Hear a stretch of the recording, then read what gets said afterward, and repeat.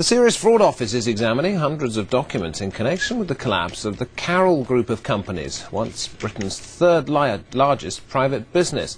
The former multimillionaire head of the group, Gerald Carroll, claims the documents prove he was the victim of a massive fraud. He's now bankrupt and has spoken for the first time about his claims to Sky News.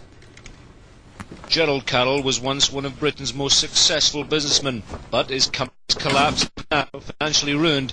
He claims he's the victim of a massive fraud.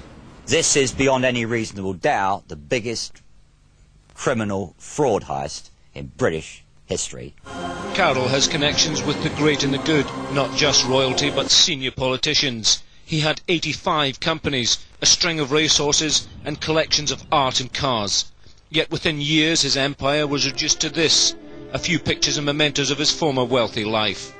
Now the Serious Fraud Office is studying hundreds of documents which Carroll believes proves his business collapsed because of systematic fraud, not, as some argue, the recession. After a disastrous shopping mall venture over the A1 in Hertfordshire, the Carroll Group embarked on a major restructuring, much of which Carroll says he knew nothing about. He says dummy companies were set up and others had their names swapped. For example, Ely Property became Winskirk, whilst Winskirk became Ely Property. I thought I had a grip of what was going on. Clearly, what was going on was not actually what was being presented to me. Debts mounting, Carroll went bankrupt. Later, financial anomalies were spotted by the Inland Revenue.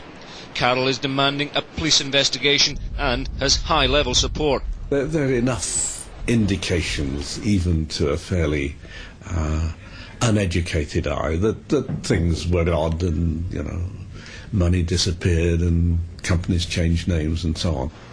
Scotland Yard is now waiting for the Serious Fraud Office to complete its deliberations.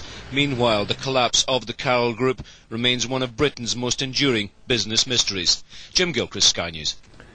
And the full version of Gerald Carroll's story can be seen on Saturday. We're showing it twice on Sky News, 1:30 and 8:30. It's called Riches to Ruin, presented by Sky News political editor Adam Bolton. Moving on to the market.